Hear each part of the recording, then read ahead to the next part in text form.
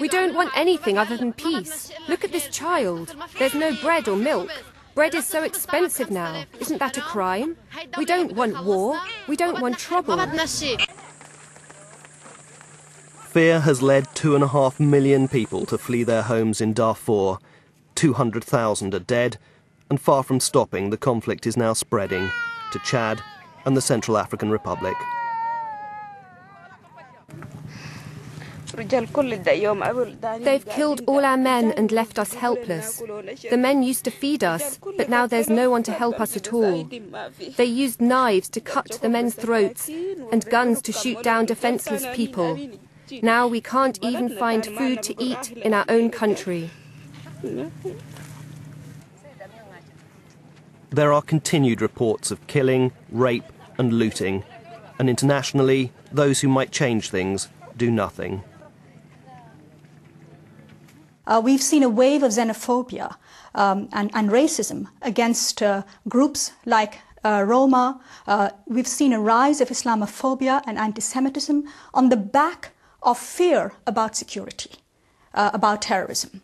So in this way, what we see is a world enveloped in fear, and fear being used by governments to create false certainties, to avoid accountability. Certainly the fear in Iraq is palpable. Armed groups are adding to the terror felt by ordinary people as community after community is left shattered, with almost 4 million people now displaced due to the violence.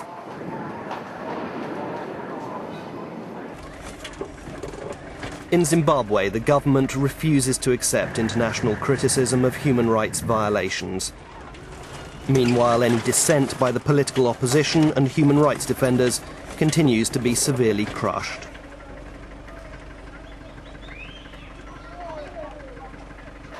Of course, crushing dissent doesn't just happen in Africa. In Russia, freedom of expression is being curbed, NGOs and charities closed down, and a fear of those who are different is surfacing in a growing number of racist attacks.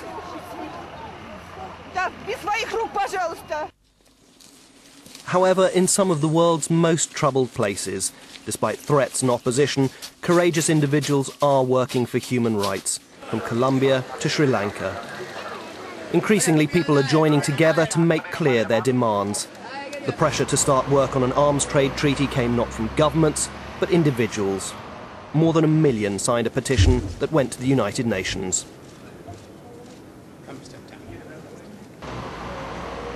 Progress was also made in delivering justice.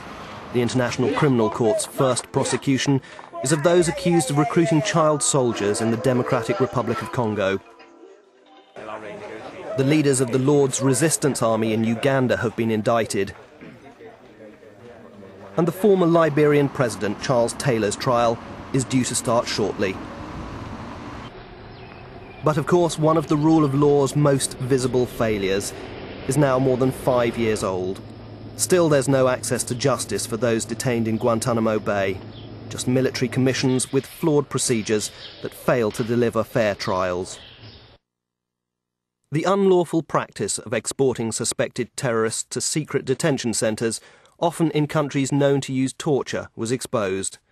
The US government admitting to its programme of extraordinary renditions, and European governments admitting being involved. The erosion of human rights can only be arrested if there is a stronger sense of global solidarity, if there is an end to this politics of fear, a sense that there is real value that in human rights, that the world, a fractured world, can be brought together around global values of human rights, around the universality of human rights and the indivisibility of human rights.